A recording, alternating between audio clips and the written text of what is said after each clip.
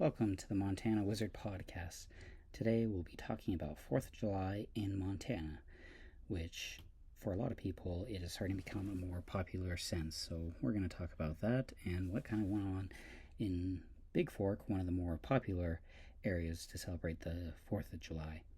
But first, a message from our sponsor, Mountain Wizard.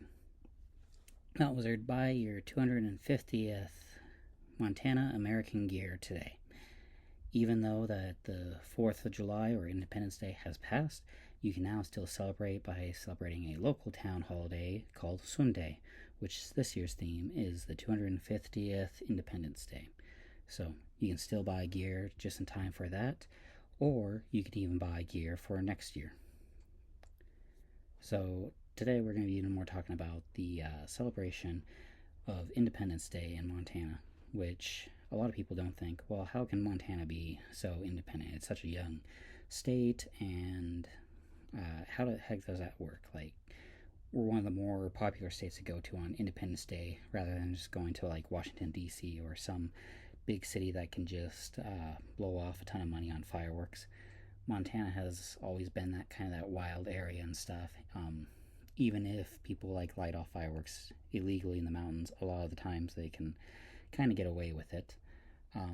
For the most part, yeah, Montanans always have revolved their lifestyle around guns and stuff, so fireworks weren't too far off of a thing, which is a little bit prettier for someone who doesn't want to buy a gun.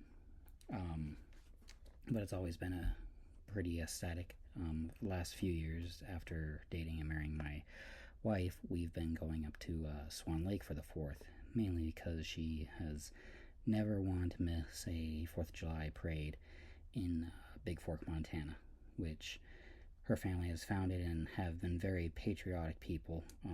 Most of Big Fork is known for being a very patriotic town. 4th of July is their main holiday in the area. I mean, there's a few festivals here and there, like the Cherry Festival, that believe that's down in Polson, and the Huckleberry Festival, which is on Swan Lake. But for the most part, 4th of July has always been a more local holiday celebrated around there. It's their main holiday, and a lot of cities across Montana celebrate the 4th as their main local holiday. I know my hometown, Fairfield, never really celebrated it too much. We more went to the next town over in our county seat called Enchota, Montana, mainly because we did the swim day every July. So it takes a lot, and that's more why we decided to go that route instead. But going back to the 4th, this year we went up to Big Fork for the 4th of July parade. It was a lot more crowded this year, mainly because a lot of people like the local aspect of Montana celebrating and being very honorable and patriotic people. Going to the parade, it was very ecstatic thing. The most memorable thing, I think, for a lot of people was the bull rider this year, which, for those who aren't really around animals like most Montanans are, bulls aren't really known for riding. Even confused me and my wife. We're like, how the heck is that guy managing to ride that bull? And then I heard him whistling, and I saw a dog running, nipping at the guy's, or the bull's heels, which it was a herding dog. And that's kind of how the guy got the illusion of he was riding a bull. Well, he was sitting on a bull while a dog was guiding it around. But in all, it was very, very neat that he was able to do that, and a little bit more of an awe-inspiring parade float. For the most part, even one thing that kind of stuck out to me was there wasn't a lot of local people there. And that seems a bit odd to say, because I said, oh, there's a lot of more people there than normal. The reason why you can tell a lot of local people weren't there is, well, knowing local people aren't going, and kind of the attitude and politeness of the people that are there. I mean, there's people trying to butt out locals for spots, kind of being mean and wanting to be that Montana experience, but they want to be it all about them and not about the local aspect. Even when we were leaving, we were following the parade, and we always know it's polite to not interrupt the parade for other people. When you are walking out, we were following the parade out, and the floats were heading out, and people were just running through the floats trying to just get out and beat everyone, and was being very, very disruptive towards the other people trying to enjoy the parade. I mean, we were about halfway through the parade. We were at the Big Fork Playhouse, and we were just following and stuff, but there was people trying to beat the parade out and just ruining it for a lot of other people at the very end. Even got so bad, the fire trucks at the end were almost threatening to call the police or threaten them with arrest for interrupting the parade and just being a little bit more dangerous than usual. But in all, it was a very good parade. Skipping a few over, yes, it was very hot, so we did go cool down at Swan Lake and do a little bit of surfing and stuff.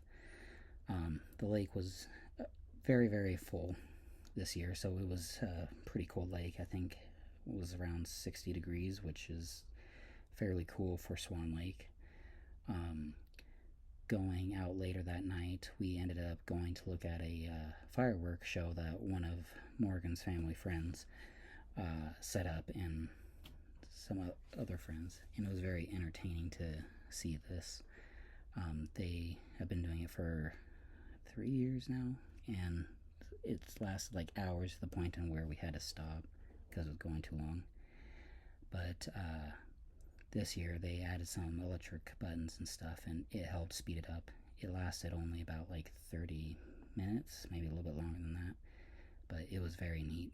Even saw some people from my hometown, Fairfield, were staying at Swan Lake, and talked to them about going to see it, and they all said that it was really, really good show. I mean, there was a party boat with 4th of July lights driving by, a double-decker pontoon boat, which it's one of my dream boats. It would be very fun to have that, and I say dream boat just because I had a very large family. I always wanted to fit as many people as I could on a boat. That always seemed like a good idea to me.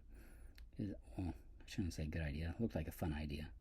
I don't think I quite thought it through, but it'd be very fun to be with a lot of family members and not leave anyone out. But in all, 4th of July is just a time in Montana where people get together. You go visit family, and you prepare a big feast or meal or something, and enjoy each other's company. It's the not so formal holiday where who cares on what kind of food you have. You could have any type of food you want. I know a lot of people have hot dogs and stuff, which isn't quite fancy like Christmas or Thanksgiving. So it's a little less formal, so people get to enjoy themselves and be happy and enjoy the sun, enjoy the lake, enjoy the mountains, enjoy someone's house, the community, candy on the sidewalk, stuff like that. Even exploding fireworks. I know a lot of people are, like I said, like guns, like the big explosion of fireworks. Bigger the firework, the better. But everyone knows how to control them, and, well, I should say all the local people, for the most part, know how to control them instead of just being out of control and starting wildfires and stuff, or else we'd have a lot more wildfires right now. But yeah, don't forget to buy your Montana American merch from Mountain Wizard at new URL, mountain-wizard.com instead of the mountainwizardllc.com, which you can still